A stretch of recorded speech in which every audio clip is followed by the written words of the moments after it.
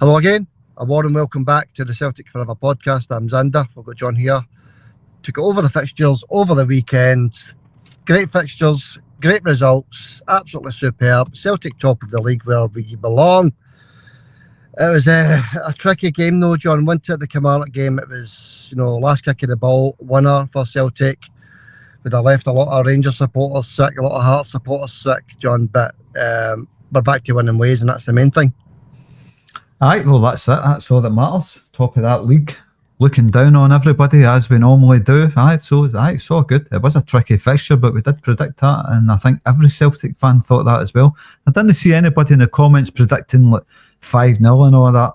Well, I don't remember seeing anybody, but I certainly got exactly what I expected. Yeah, it was the way that we did it.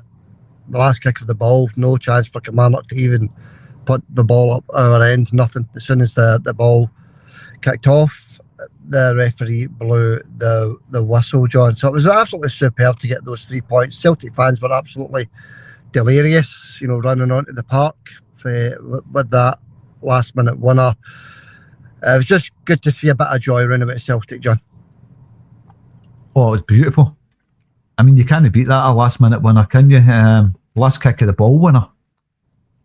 It's just every football fan's dream, isn't it? It's Roy of the Rovers stuff. The last kick of the ball, isn't it? Yeah, 96 minute. But we will get into the entire game in the preview in about 5 minutes. But we'll do what we normally do first. We'll go through wee snippets of news. We'll mention the competition as well. So we'll do that just now before we get into the post-match. Sorry, John, I think I said preview. Before we get into the post-match, hit that subscribe button, hit that like button as well. That would be very much appreciated if you could do that. The competition, obviously the correct score competition, I think 3 got it right, John, is that right? I think 3 got it right. That would be Fat Boy, got 2-1 to Celtic. We would never sell a club for £1, got 2-1 to Celtic, and Udif got 2-1 to Celtic. So congratulations to them 3. They're all now on the board with 3 points, along with Roseanne and you, John, at the top of the league with 6 points. So it's very close there. And I just wanted to mention as well, John, I've dropped out 2 names from the 25-man or player league, if you like. Naom Finnegan, he or she is gone. And Carlyho is also gone. I've dropped them both out of the league table because they didn't give us their guesses, and I'm fed up chasing people up for their guesses. So they 2 drop out. And welcome to Nostalgia, who joins the league table. I gave him an extra couple of guesses to catch up because I like to be fair. And who's the other one, John? Real Talks. So Nostalgia and Real Talks, welcome to the competition, the big league table, 25-player league. We want your guess every single Celtic game for the correct score prediction. And it's to win, obviously, the fantastic Celtic Forever box of goodies, Celtic scarves, T-shirts, watches, pens, lighters, blah, blah, blah, a whole load of stuff there. But we'll go into that in a wee bit more detail later in the season. But there's a box full of goodies. If you're top of the league, we'll send that direct to your house free of charge. Right, John, that's the competition. We'll get into our predictor a wee bit later on, but let's get into the snippets of news. Let's have a wee look at what's going on, John. Rivals, John, our rivals, Rangers, right, obviously they got lost. They got lost as well. But obviously they lost to Hearts at the weekend on Saturday. 2-0 win for the Jam Tarts against the Rangers. I wanted to mention this because we mentioned this on the preview of the Kilmarnock game, that Celtic was getting beat up by the press in every single corner, whether it be Sky Sports, BBC, the newspapers, radios. So it doesn't matter what area of the press we were getting beat up by the press for what was happening with the board, the fans, the manager, blah, blah, blah. We heard it all before. And not a word was getting mentioned about Rangers, John. Rangers, who are sitting 10th in the league, 10th or 2. They're 1 place off the relegation zone. Sitting 10th, not 1 win in the league, 4 draws and a defeat, John. And Celtic winning on Sunday has sort of brought this to the surface again. You know, the fans are protesting outside the stadium. Did you know the fans were protesting outside the stadium, John? Because I didn't hear about it in the press. I had to go onto Facebook to hear the Rangers fans were protesting. No, well, I heard something about it. I can't remember where I heard it. Kind of shortly after the game, but no, I never seen anything in the press. Maybe I read a YouTube comment or something like that somewhere. But no, I never seen anything in the press about that. No, absolutely nothing. Nothing in the press about a massive demonstration outside Ibrox. This is what we're up against, John. This has been my bugbear for a long, long time with the Scottish press. As I say, whether it's TV, radio, newspapers, doesn't matter. It's absolutely pathetic. You know, Rangers, more draws than Art Attack. You know, draw. Now a loss, John. Now a loss. And you've got to add that massive 9-1 defeat to Bruges as well, John. Brugge, if you want to call them that. A 9-1 defeat going out the Champions League. That was hardly ever mentioned as well. They're like a protected species by the press, aren't they? The only time you ever really heard when they were in crisis is when their club died in 2012. Glasgow Rangers were no more and became the new Rangers, the Rangers 2012. That's the only time you really heard anything about the crisis in Rangers. And then they won the COVID Cup and they were the best team ever. They're going to do this and that. Outstanding achievement in empty stadiums when everybody's locked in their houses. That's the kind of stuff you get off the press when it comes to them. But Celtic have a wee bit of a dilemma with no signing players and the board, all that stuff. And it's all over the press. It's dominated in the press. But they look at their favourite team who look like they're fighting a relegation battle and it's not even mentioned. Yeah. Why is this? But as soon as they get a decent result, it'll be all over the press again. They're superb, the 49ers, blah, blah, blah, blah, blah.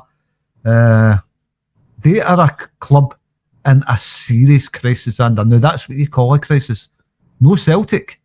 They're in a crisis. Nothing. Celtic have got maybe a tight-fisted board, but they still spent quite a few million quid bringing in a few players. They might have been late in the window or whatever, maybe know what the Celtic fans wanted, but there's certainly no crisis there. No. Well, you look at Celtic, John, right? You look at the champions, and there you go, right away before I even start the sentence. The champions, John. We're top of the league, right? We're top of the league. We've not lost a game. We're doing brilliant. We've just had a bright win against Kilmarnock. You know, we've had a few decent results in the season already, albeit we got knocked out of the Champions League, and that's what all the fuss is about, so fair enough. The supporters are entitled to that. But then you look at Rangers, right, John? Russell Martin, the first manager in 47 years to not win, or not to win any of the first 5 games in the league, John. It's pretty pathetic by the press, and I don't understand why people continue to buy these newspapers, John, because they've given Celtic a hard time. They want Celtic to fail. Let's be honest about it. Let's speak the truth. The Scottish press, they're choking for Celtic to fail and for Rangers to be dominant again. It's blatantly obvious, isn't it? We've known that since I was a Wayne. I've known that. That's always been the case, and nothing's changed. Absolutely nothing's changed. It's all about the Rangers for the press. And any serious dilemma at that club, like right now, they're in a crisis. They thought that the 49ers were going to come in and it was going to be like the Fergus McCann thing. It's nothing like that. It says it from the start, even though they've spent, was it 20 million quid on their team? That's as far as it goes. They says they would spend that. They have spent that. I think they'll be having second thoughts about them, Xander. I think I can see them pulling out of that because they're in a very, very bad shape right now. The players that they've signed are absolute donkeys. Yeah, well, we did say that the 49ers, their main aim is to make money, and they've already sold most of their assets, the 49ers. They've already sold all their main players who did well. Let's be honest, they did okay last season. You know, they got a few results off us. They beat us. Who did they sell? Big Ciro Dessers was okay. You know, all their other players that they had that were decent, John. They sold them all, made money on them, and now, as you say, brought in these players that can't win a game, John. They just can't win a game. They'll make continue. But also, as regards to the press, John, Sky Sports, you know, bringing out the SFA penalty guidance. Where was the SFA penalty guidance when all these decisions weren't given to Celtic? You know, the weekend before, before the international break, penalties not given to Celtic. Where was the guidance there? So this is, you know, why is the guidance brought out when it favours Celtic? When Celtic actually get a penalty, out comes the rule book. It's pathetic, John. Aye. Guys like Michael Stewart and all that, I was watching them analysing the penalty. Everybody thinks it wasn't a penalty. But there's two referees there, guys that do it for a living, who know the rules, say it is a penalty. So what are they trying to say? Are these press guys trying to say the referees are cheating? Well, there you go, John. Let us know in the comments what you think, folks, because it's an absolute joke what's going on here. And fair play to Beaton, to be honest with you, John Beaton, the referee, and your man Matt McDermott in the VAR, who did look at it. You know, we've saw decisions in the last few weeks, John, where the VAR haven't even looked at these decisions. So they did look at it, and fair play to Beaton. He actually went over to the monitor. It's his final decision in the end, and he awards the penalty. And I suppose, John, at the end of the day, he had to award the penalty because it's, let's face it, it's a stonewaller. The ball's going into the net. He stops it with his hand, stops the ball going into the net. Whether it comes off somebody's foot or not beforehand, doesn't matter. The ball's going into the net. It's prevented from going into the net by somebody's hand, whose hand is high, I might add. So it's a stonewaller for me. It's a stonewaller. Chris Boyd thinks it's gone nowhere near the net. That was his take on it. Who's this guy trying to kid? But of course, big Chris Sutton just laughing at him as usual. You know, why is this guy in the press, this Chris Boyd guy, by the way? I can understand guys like Michael Stewart trying to analyse it. He's not a referee. He doesn't know the rules, clearly, Michael Stewart. Yeah. But the ball's going into the net. It's net bound and it hits off somebody's hand. It's a clear penalty. What's the problem? I know what the problem is. It's Celtic. It's as simple as that. That is the problem, John. It's absolutely disgust that Celtic have scored a last-minute winning goal to put Hearts second in the league. So that's where Michael Stewart's coming from.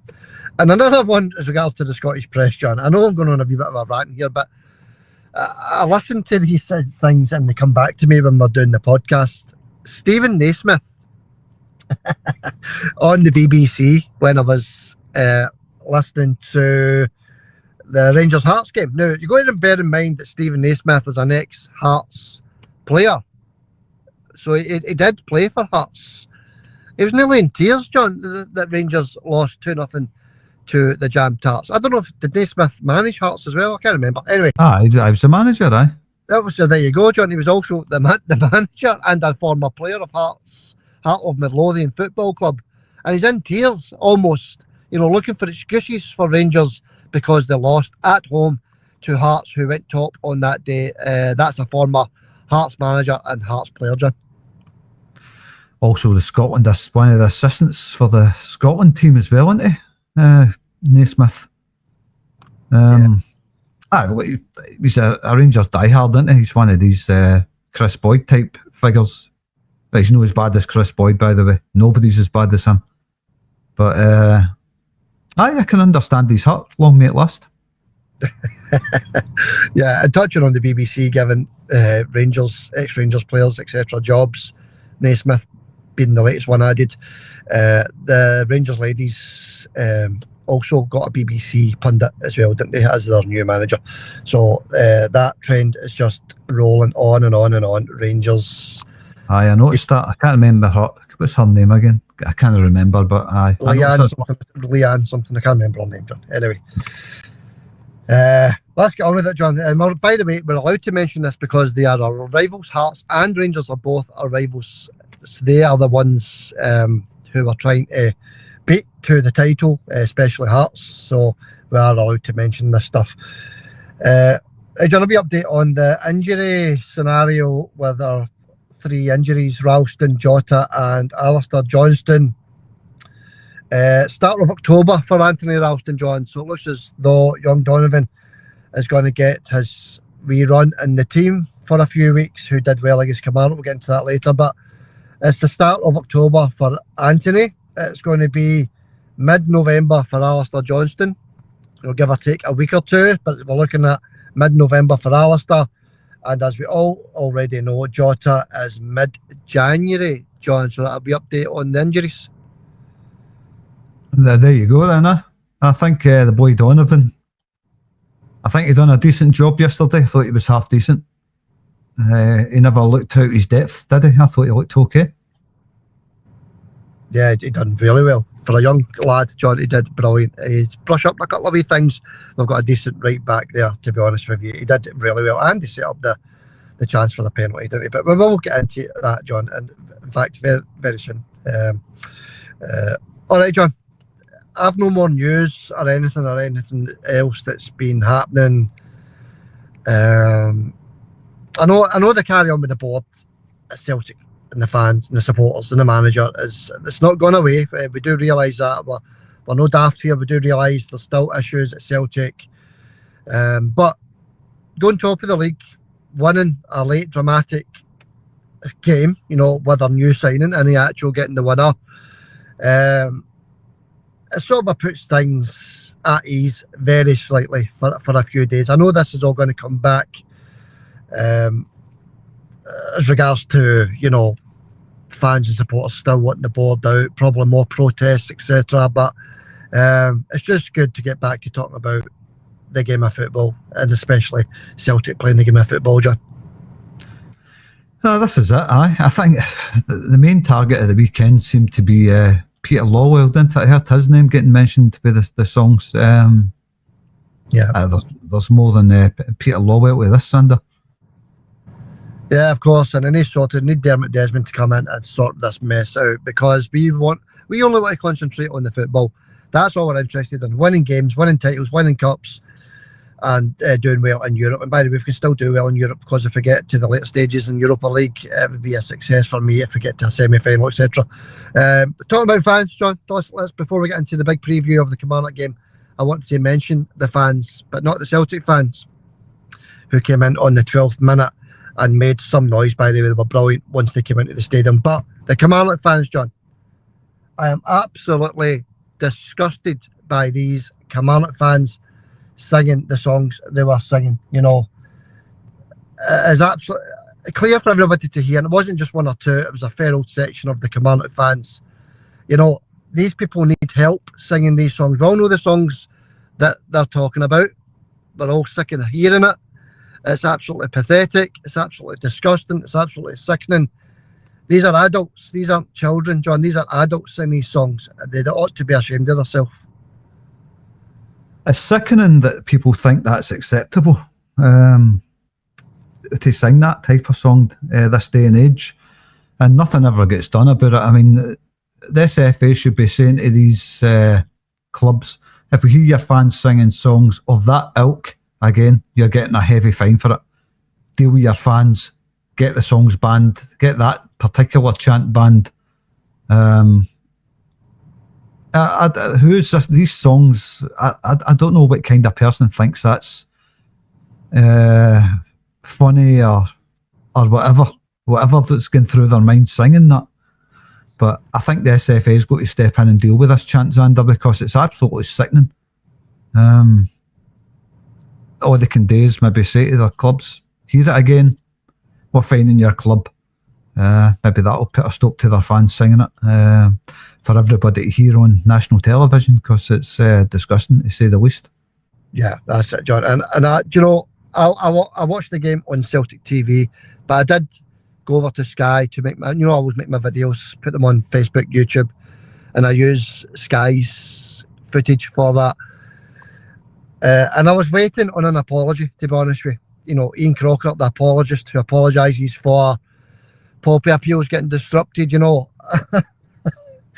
other things that he apologises for. Somebody says a swear word in the crowd, he apologises for it. He's the apologiser for Sky Sports. Not a word said about it, John. That is also another disgusting side of the press. He's an apologist for every single thing that Celtic do.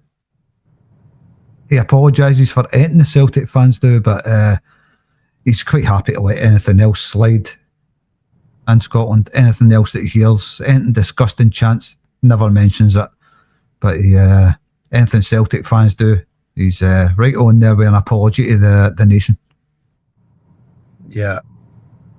All I'm going to say to finish up is, Kilmarnock fans, you're a disgrace to Scottish football. Right, John? Let's get into the preview then. I keep saying preview. The post-match. It's because we don't normally do the post-match the next day. So the post-match, let's get into it, John. Let's cheer up a wee bit and talk about some action, some stuff that happened during this game. It was good. It's a tough venue, isn't it? Rugby Park, we all know that plastic pitch.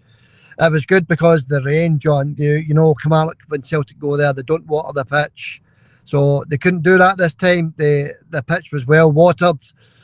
And I think Celtic's style of play was actually okay. You know, I thought we played some decent stuff. You know, I'm going to go through the stats a wee bit later on, but I thought we played okay. We just couldn't break down a very stubborn defence. We couldn't break down a team of absolute giants. Let's be honest. There's a guy in their team. Who is it? Is it Daniels? Dalkers? I don't know who. There's a guy 6'8" anyway, John. The guy who plays in midfield and up front for them. Daniels 6'4". Two giants, John. Two absolute giants. I don't think Liam Scales won one single air duel against the two boys. And you can understand why, John. 6'8", one of the boys are. I was looking at them, I was thinking, look at the size of that team. That's unbelievable. Is this why Scottish football's going? Just scout the world for the biggest players. I think they've been watching FIFA and typing in the tallest players and all that stuff and just signing them because these guys look like basketball players, don't they? Yeah, they do. I mean, I've got it here, John, actually. It's Dackers, 6'8", and Daniels, 6'4". He's absolutely tiny next to Dackers, 6'8" giant, John. And big Liam Scales didn't get any joy against any of the two of them, did he? No, I don't think Liam Scales had a bad game, but I don't know how tall Liam Scales is, but he's 6'2" or something like that, big Liam. Yeah. 6'2", 6'3" or whatever. When you put up against somebody at 6'8", oh, you're not going to win much in there. That's and the boy was a good player as well, by the way. Dackers was a very decent, good actually with the ball at his feet. You know, that was surprising for such a tall guy. And Daniels, we did speak about him in the preview that he was a decent striker for them. But no, John, let's get into some of the action, as I say. Never mind the height of the players. It was tough. The circumstances were very tough for Celtic, to be honest with you, John, with the carry on with the board, the supporters not coming in until the 12th minute. The plastic pitch, John, the manager, everything else that was surrounding this game, the press, you know, having it in for Celtic, looking for Celtic to fail. So it was all up against us. We were all up against it in this game, I thought, John. It was very tough for the players. We also had 2 or 3 new players flung in as well in this game, John. But we're very accurate with our predicted lineup in this one. I think the only one that I got wrong was Dyson up front, John. I thought Dyson would have been dropped and the actual would have started, but Dyson started, and thank God they started, because what a finish, John, it was from Dyson Maid. That was a Larsson-esque header in the 56th minute by an assist from Sarachi, John. He looks like a very good left back, Sarachi. Taking him about 10 minutes to get into the game, but after the first 10 minutes I thought the boy was outstanding. But what a pinpoint cross, beautiful. And all Dyson had to do was direct the header into the net, and that's exactly what he did, John. It was a stunning goal for the opener. Aye, it was beautiful. Aye, great assist as well. But if anybody thought Dyson doesn't love Celtic, look at that celebration. Even though he might be wanting away, I says it in the last podcast, we know the boy loves Celtic. But aye, what a finish from Dyson. Absolutely top notch, and the assist was just as good as the finish. Yeah, it was very, very good cross into the box from Sarachi. and the manager took him off. He must have had a knock or something, John, because I thought he was having an absolute blinder. He took him off and brought on Kieran Tierney. I just wanted him to stay on, and as soon as the boy came off, Kilmarnock equalised, within 5 minutes. So, within 10 minutes, wasn't it? There was 83rd minute, Watson got that goal from the corner kick, bullet header from Watson, celebrated like just won the World Cup. But a decent header, to be fair to him, just a small lad out jumping the Celtic defence, buries his header, decent goal, John. Good corner, good finish. That all came from Luke McCowan. The ball was going out. Celtic had a cross into the box or a corner. I can't remember if it was a cross or a corner, but it was going right across the goal and right out the park for a throw into the other side. Broke up. I'm still here. Yeah, sorry, John, you broke up. But Luke McCowan, sorry, just say that again, please. Everybody else probably heard it, but I'll say it again. Because that happens sometimes, doesn't it, on the podcast? Yeah. Sometimes you say you can't hear me, then it comes out okay. But anyway, Luke McCowan, the ball's going out the park at the other side of the park for a throw-in, because it's a Celtic corner or a cross, I can't remember. But it's going right out the park anyway, if it was a cross or a corner, right out the other side for a throw-in to Kilmarnock. And then Luke McCowan chases it down. Instead of letting it go, he backheels it and gives Kilmarnock a goal kick. And I'm raging at that, by the way. I'm thinking, why did you just let that go? Instead of backheeling it out for a goal kick. And then Kilmarnock take the goal kick, and all sorts of pressure comes for that, including a goal. So, that was all Luke McCowan's fault. I'm not saying anything bad about Luke McCowan, but that's where it all came from.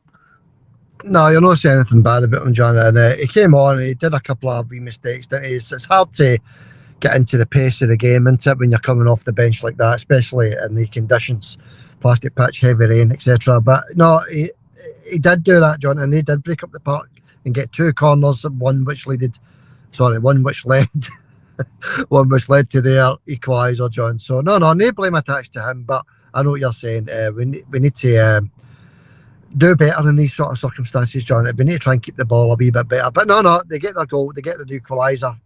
And at that point, what was your thoughts, John? Did you think we would get a winner in the 83rd minute, 7 minutes to go plus injury time? Did you think there was still a chance of a winner? Because I've got to be honest with you, John, I thought the game had drawn it and all over it. I thought the game was going to end up with Kilmarnock winning, to be honest with you, because they were the ones that gave them a huge lift, and it gave their fans a huge lift. And we predicted this on the podcast. It was going to be a fiery atmosphere. It was a fiery atmosphere, and I thought Kilmarnock were going to go in and get the winner. I was shocked that actually we managed to get that over the line, to be honest with you, Xander. But look, it's the best way to win a game. It sure is, and it's the best way in every way possible. Rival fans, no happy. Celtic fans, delirious. That's what we want every single weekend. But I just wanted to have a wee word on before we get to the winning goal, I just wanted to have a wee word on the winger situation at Celtic, John. Obviously, our new boy, Tenecte, or Sebastian as I like to call him, is a very, very good signing, John. That boy is outstanding, right? But he's a left winger. We signed Balak Wisha. He's a left winger, which was proven on Sunday because he never done anything on the right, John. We've also got Jota. He's a left winger. We've got Dyson. He's a left winger. John, we've got 4 or 5 left wingers at the club. And as regards to right wingers, they're no starters, John. James Forrest and Yang are both not starters for Celtic, John. So there's a wee bit of dilemma there for the manager. Well, we've just got to hope one of them plays equally as good on the left, the right as they do the left, because I'm looking at the wingers at Celtic right now, and I'm looking at this boy Tenecte.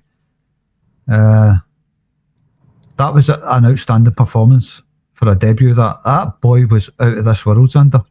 All through that game, he gave 100% for the jersey. It was unbelievable, but when Jota comes back, he's going to have a very hard time pushing him out the team. We know Dyson wants away from Celtic, but there's still that position. Who's going to fill that position when Dyson leaves? Is it going to be Jota? Is it going to be Tenecte, Yang? Who's it going to be? Because that boy yesterday, for me, is keeping even Jota out of the team.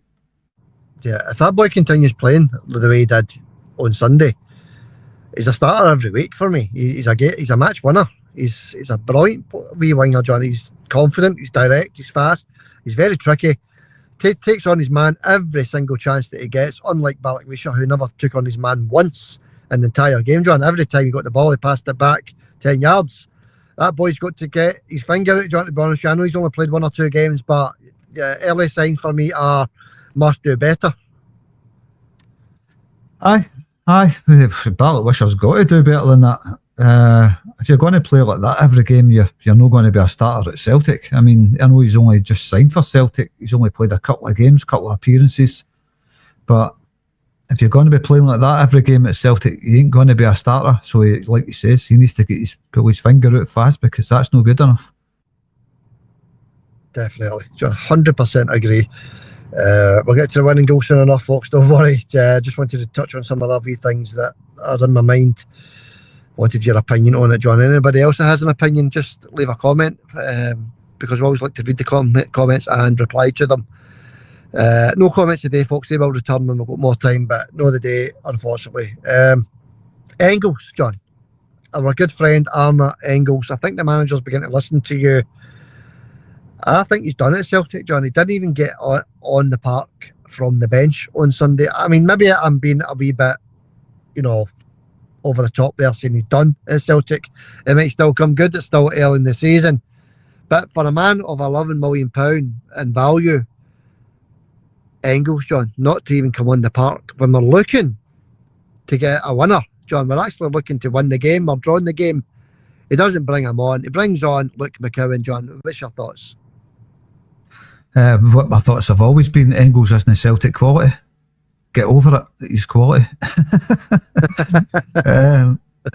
I wish I could name that podcast that says that. Get over it. He's quality. What an absolute idiot. But at the end of the... It was Axon. Oh, was it? Like I didn't know. I'm not going to be shy. We're allowed to talk about other Celtic podcasts, John. It's no a crime. If they think that boy's quality, that's up to them. But we've always had our doubts about Arna, and the manager clearly has doubts about Arna Engels. Clearly, he's not injured or anything like that. He just doesn't rate him.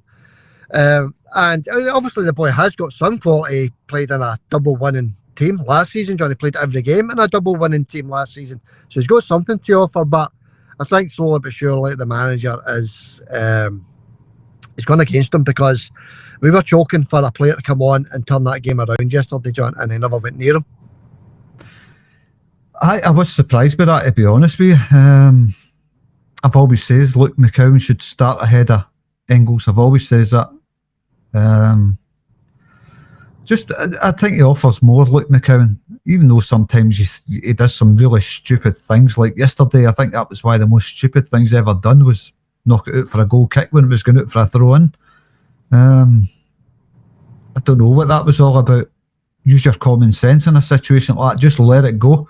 Do not hit it out for a goal kick, because you know what's going to happen. It's getting punted right out the park to 75-foot tall giants.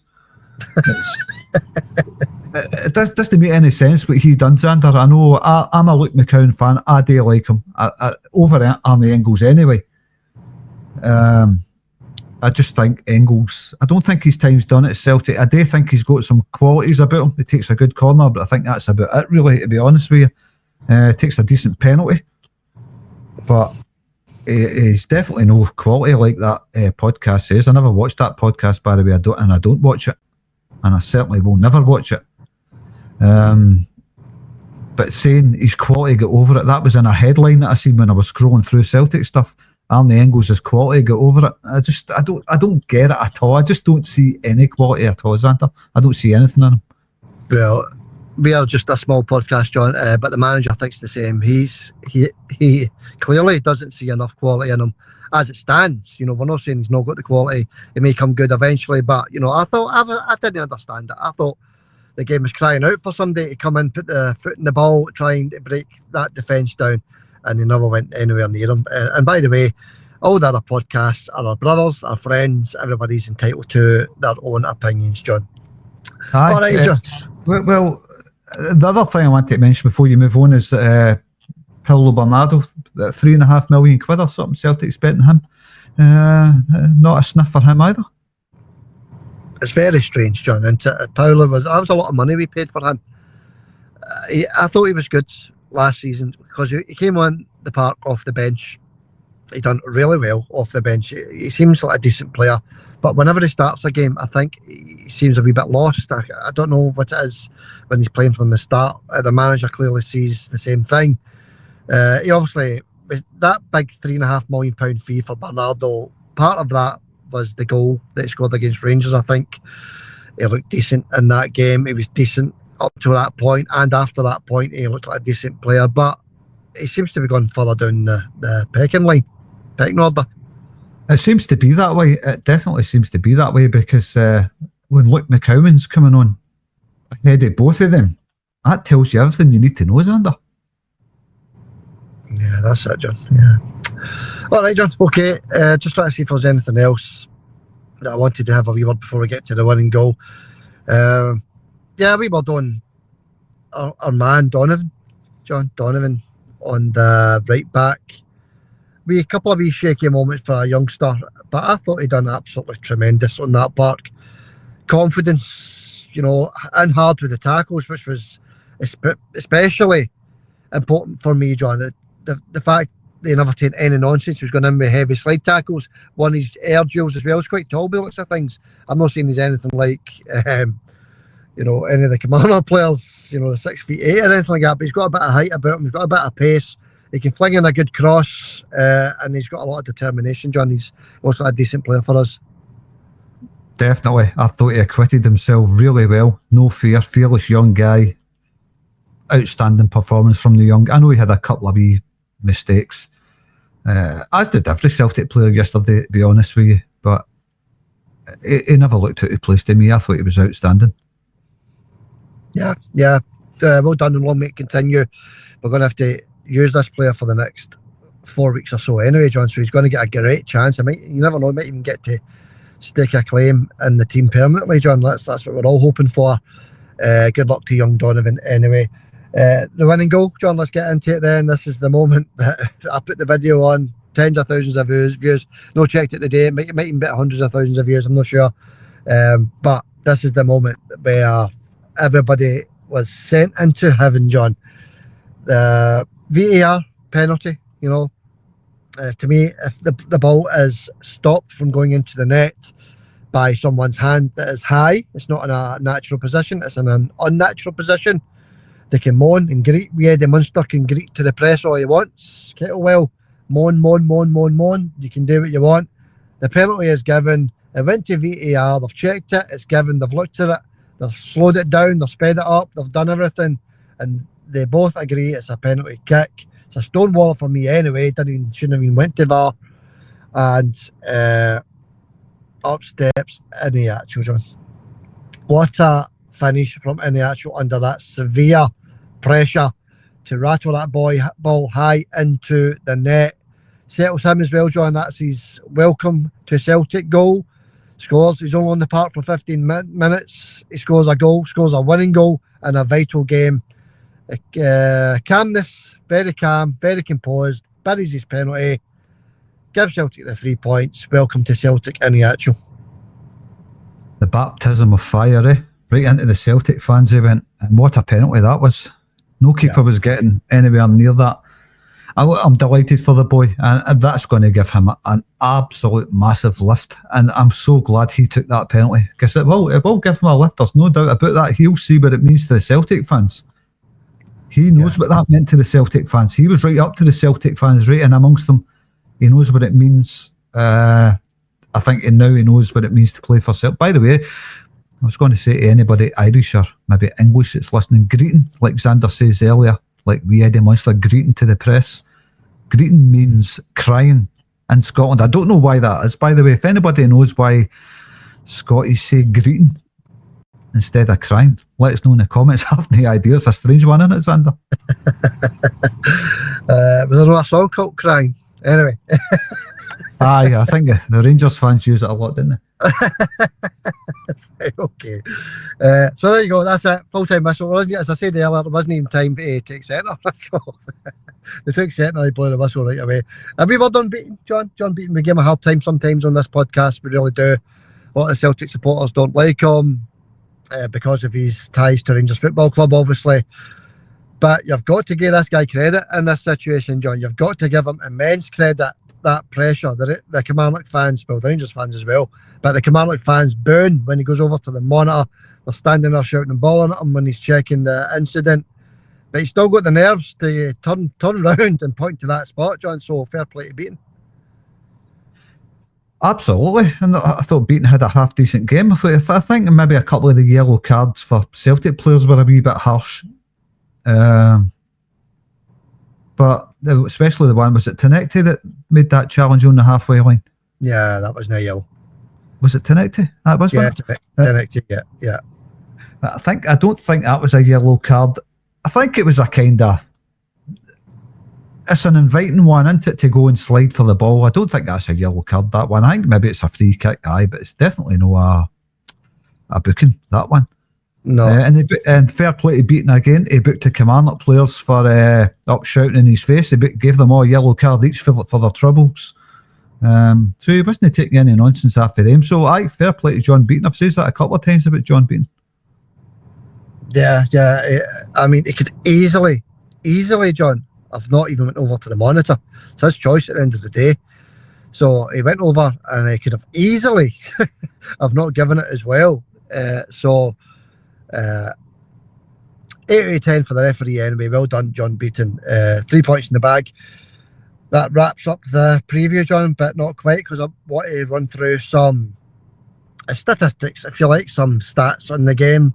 Gives everybody a wee idea of where the action was, etc. With 76% possession to Celtic and 24 to Kilmarnock. 21 shots to Kilmarnock's 12. 6 shots on target to Kilmarnock's 2. Fouls, 10 apiece, 10 fouls each in this one.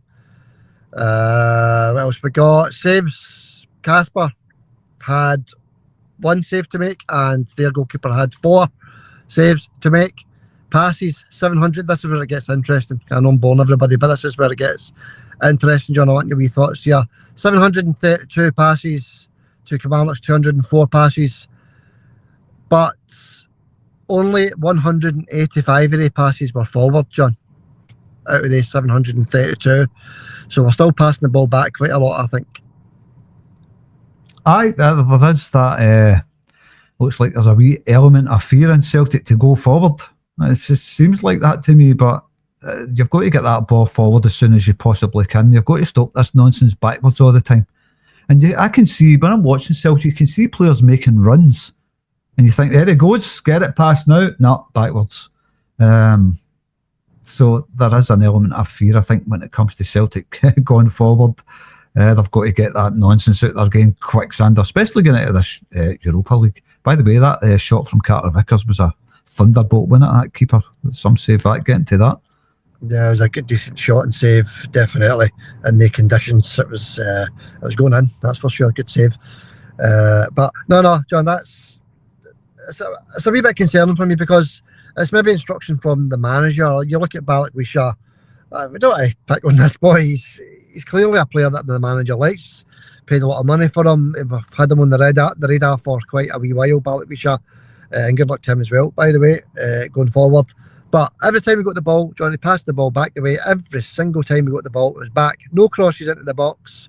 Didn't take on his man one single time. The totally opposite over the other end, where Tenecti was taking his man on, crossing the ball into the box, passing forward, John. So I don't know if it's just because maybe Balak Wisha was playing out of position, John, but that's every time the boy got the ball, it was back the way, back to Donovan or back to whoever was available, John. He just needs to be a bit more confidence, possibly.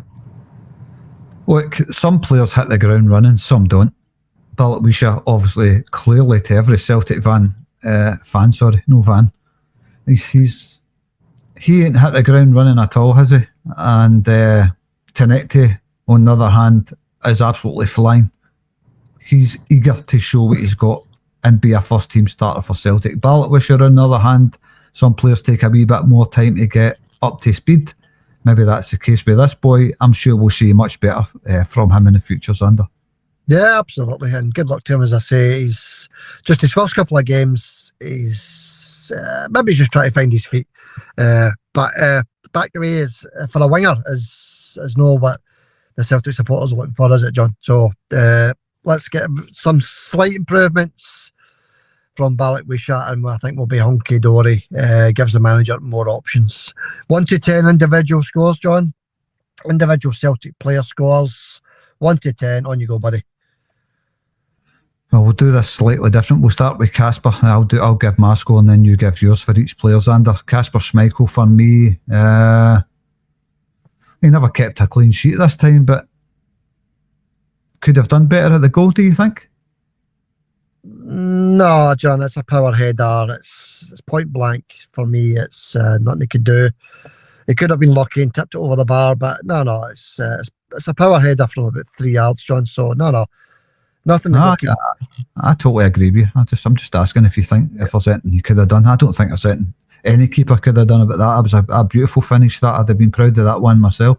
Yeah, that's it. One save Casper made in the game. No, it was okay. I'll give him a 6. Yeah. Do you want me to give mine as we do it then? Okay, I'll give him a 6.5, John. He was okay.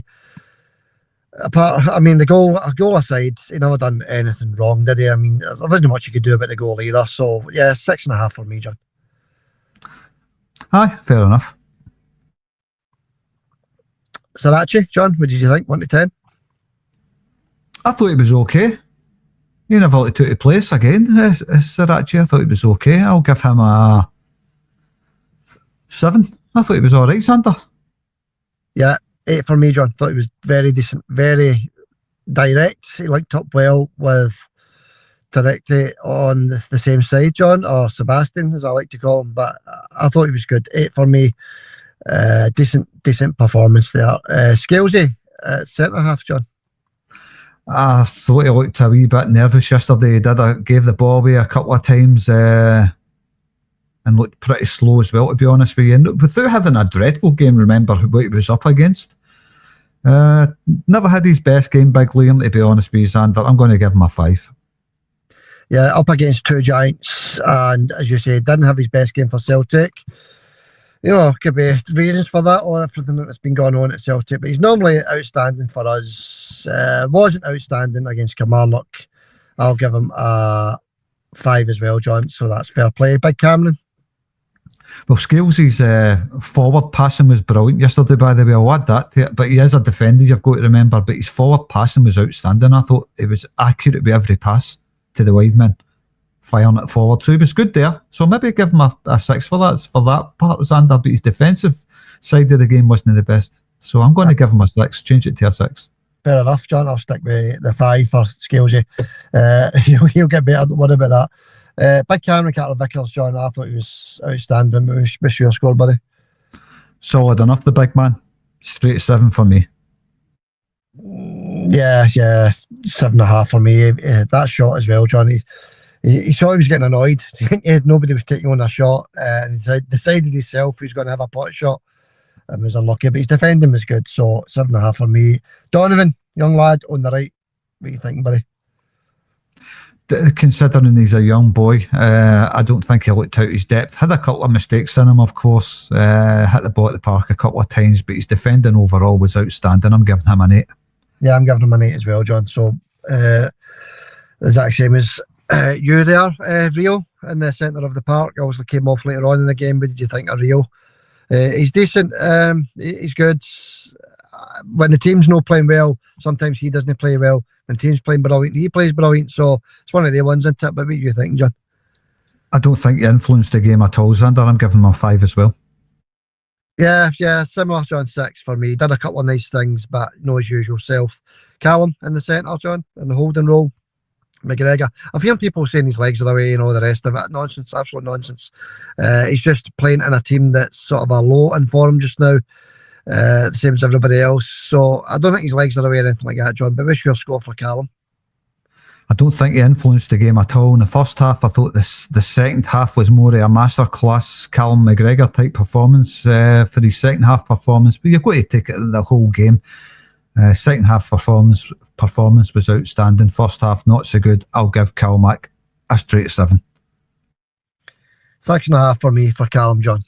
Just one of the games, and one of the damp, miserable games, wasn't it? Nigel, John, what do you think? Again, never did much to influence the game either, Xander, Nigel. But you've got to remember the situation. You're battling Kilmarnock team, a team of giants. It's a hard game for guys like McGregor and Nygren and Rio. But Nygren never did much to influence the game. In my opinion, I'll give him a 5 as well, Xander. Yeah, I tried. Exactly same as the last game, actually. Tried in vain. He couldn't get nothing right, really. So 5.5 for me. Balakwisha on the right wing, John. What do you think, buddy? And 1 to 10? I don't want to be too harsh on him because he's just signed, but he done absolutely nothing, Xander. I'll give him a 3. Non-existent for Balakwisha. He will get better, as you say, John. We all understand that. Maybe it's just the nerves, the new club, all the rest of it. Just try to find his feet. 4 for me for Balakwisha, and that's been kind, to be honest with you. Well, give him a 3 then. Well, he's tried, didn't he? But it's all we want is to take his man on a bit more. Then maybe we can see what he's got in his locker. But we didn't even get the chance to see that, did we? But anyway, let's move on, John. Sebastian on the left. I thought tonight he was outstanding, Xander. I'll give him a 9. I thought he gave his all for every minute he was on that park. All he wanted to do was win, and it showed in his performances. A 9 all day for me. Yeah.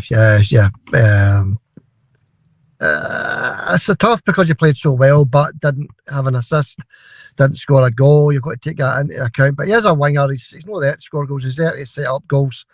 He's there to take on defenders, and that's exactly what he's done. So 8.5 for me for tonight, John. Brilliant performance by the young lad, and we've got him here for 4 or 5 years, haven't we, as well? He's here long term, so long may that continue, John. And your man, who all the news was about in the build up to this, Dyson Maeda, just a brilliant player, John. I know he never did much to influence the game, but the goal itself, John, just that finish itself, precision, accuracy, power, getting down low to bury that header. But the work was all done in the cross for me, and Dyson just had to do the finishing with that one header. But what a header it was, John. But what do you think, John? What's your 1 to 10 score for Dyson?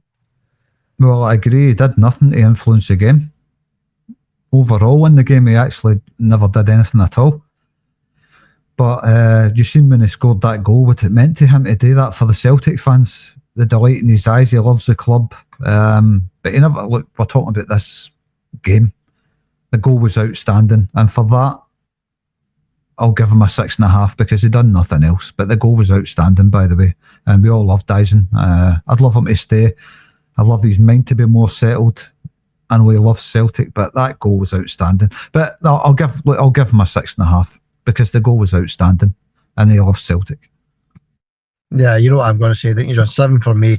He did chase back a couple of times, didn't he, again, and he gets the goal that puts us in the lead, so 7 for me. Right, the last one in this 1 to 10, the big man that came on, the replaced Dyson actually, was Iniacho. John, I spoke about this boy in the last podcast in the preview, said he's decent, just needs fitness. It looks as though he does need fitness. Done a couple of nice wee things when he came on. He can hold the ball up. Tried a couple of flicks that didn't quite come off, but he scores that all-important goal, John. What you think, buddy? Hard to give him marks when he's only on the pitch for half an hour, but the pressure on him, the pressure on his shoulders for that goal, the last kick of the ball, you've got to give him a 7, haven't you? Just because he wasn't on the park that long, Xander. But for what he done, winning Celtic that game and the sheer pressure and what it meant to him, blessing himself in front of the Celtic fans, he knows what it means to the fans. I'll give him a 7, even though he was only in for half an hour. Yeah, that's a good score, actually, John. And everything you said there, I'll I'll say the exact same thing, only I'll give him an 8 because of the pressure, John. That was severe pressure. I know he's only on for, as you say, 20 minutes, half an hour, whatever it was, but he scored that goal, John. It means a lot to him. He jumps into the crowd. It gave us the 3 points. It put us to the top of the league.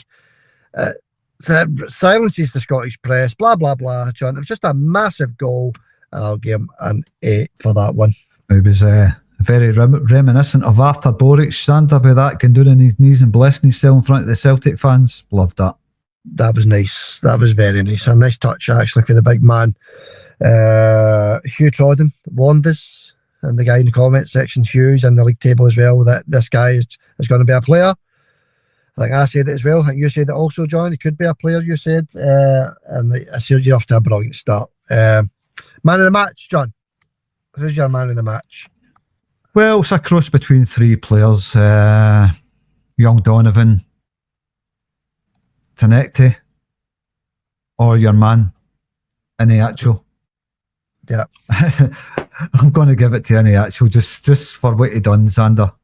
Everything that he done really warmed my heart at the end of that game, and maybe not the best performance out of all the players. You've got to give credit to Tenecti, full of heart and soul. Young Donovan fighting like a lion, but for what he did, winning that game for Celtic and his actions after it, and what it meant to him and what it meant to everybody involved with Celtic, fans, everybody, manager, players, it's got to be Iheanacho. Yeah, fair play, John, and that's a great choice, actually. I'm going to give it to Nygren. I'm only kidding. I'm going to give it to Sirachi, actually, John. I thought Sirachi was immense. I know you only played the 75 minutes, but these 75 minutes were outstanding. I know Tenecti did have a blinder of a game, but Sirachi had an assist in there, John, and what an assist it was for the opening goal. So I'll get it to him. Sirachi gets my man of the match. I forgot about him. That was an outstanding performance from him as well, Xander. I thought that boy acquitted himself really, really well. Possibly pushing Kieran Tierney out of the team with performances like that. Kieran came on and looked all right, by the way. Yeah, he'll get better. But I think the two of them linked up well, John. Tenecti and Sirachi both linked up really well. So well done to all the new starts. Tenecti, Sirachi, Iheanacho. I mean, three brilliant performances, actually. It was the other sort of guys that had lower performances went to their Nigrans of this world. But John, doesn't matter who played well, who didn't play well. It's 3 points at the end of the day. That wraps up the preview. We've done everything on the preview there. I just want to quickly go through the predictor, John, before we go. We always like to do the predictor. Let's go through the predictor, John. I think I got another 2 right, which makes it 10-4. Still miles behind. But we'll go through it anyway. Let's go through some of the scores over the weekend, John. Aberdeen 0, Livingston 0. The Aberdeen fans are not happy. They're doing protests, John. They're not happy at all. Sitting bottom of the league. Dismal Dons are doing pretty bad. Good point for Livingston at Pittodrie. Dundee 1, Motherwell 1. Another draw for Motherwell. Falkirk 1, St Mirren 2. Good win for St Mirren. That was one of my predictors that I got right. Rangers 0, Hearts 2. John, we already spoke about that. Good result for Hearts. Be quick word on that, actually, John. What do you think? Hearts, are they going to push us this season? Definitely not. Well, we're in a wee bit of a lull at the moment. The form's dipped a wee bit, but we're going to pick up, Xander. This Celtic team's going to pick up, and we're going to start flying. I can feel it in my blood, feel it in my bones. It's going to Celtic's going to kick off. We're going to have a great season this season, and there's no chance on this earth Hearts are going to catch us. They're not going to stop us. Right, fair enough. Sounds good to me. Moving on, Hibs 3, Dundee United 3, 6-goal thriller there. Share of the spoils, if you like. Arbroath 0, Dunfermline 5. Good win for Lenny there. Very confident win for Lenny. Dunfermline beating Arbroath 5-0 up there at the North Sea.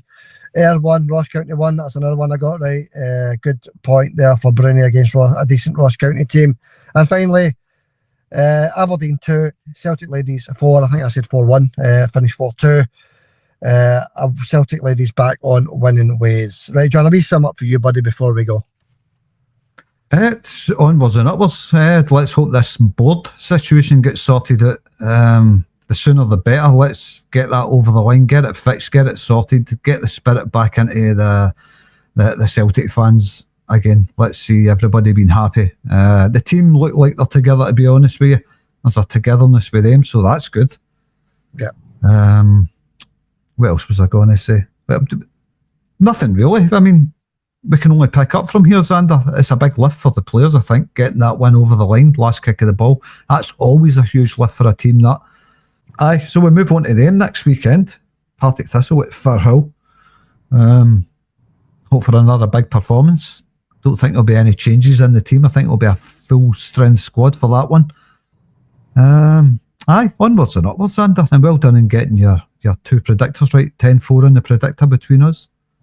Yeah, I pulled it back a wee bit, John. It was 10-1 just a few days ago, so 10-4 makes it a wee bit more respectable. But as you say, John, next up for us is Partick Thistle. That's on Sunday. I think it's a 3:15 kick-off, John. I'm not entirely sure. I know it's a later kick-off. It might be 5:15. I'm not too sure. I need to double-check it, but it's a later kick-off. So check that out. 3:30. Yeah, 3:30. There you go. Right. Thanks for that, John. So, the Cup, John, a wee rest from the league. We're into the Cup games where Rangers play Hibs at Ibrox. That'll be another tough one for the Rangers. Good luck to Hibs. But more importantly, good luck to Celtic against Partick Thistle on Sunday. I'm looking forward to that one, actually. It's always a tough game. I was going to ask you, what do you think of the new Hibs strip? Yeah, you showed us that the other day, John. Is that their home strip? Yeah, the green and white hoops. I'm not sure if it's a third kit or whatever, but I know it's an anniversary kit. But I'm not sure if they're using that for their first kit or not. Any Hibs fans listening, let us know if that's your first team kit, because it's just Celtic in it with bigger hoops. Yeah, it looks nice actually, didn't it? It was quite impressive. But as you say, maybe a second kit, maybe a third kit, maybe an anniversary kit. We don't know, but it does look nice. So good luck to Hibs, and hopefully they wear that at Ibrox, John. Look, I think it's just a third kit. I'm trying to look it up right now, but I'm not really too sure. It's a 150th anniversary kit, so maybe that's their first kit for the season. No, I don't. I think it is the third, because I'm looking at other pictures. The new 25-26 Hibs kit, which is just a normal all green with the white sleeves, and yeah. I think the anniversary kit's just a third kit, Xander. But I like it. I really like it. I hope they wear it against the Rangers at Ibrox. Lovely kit, and good luck Hibs, like he says. Yeah, it looks nice, that strip, doesn't it? All right, John, that wraps it up for the day. Thanks for coming on, buddy. Sitting proudly at the top of the league. Absolutely fantastic. Fantastic. As you said, John, at the very start, looking down on everybody at the top of the league. The Scottish press will be absolutely sick, to be honest with you. The press don't like us. That's clear for everybody to see. All I've went on about is Celtic's turmoil, even though Rangers are in severe crisis.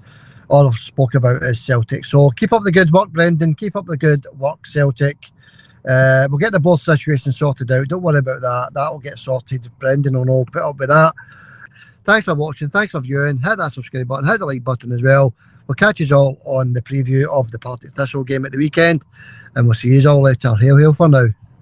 Hail, hail, Xander. See you later, mate. See you later, buddy.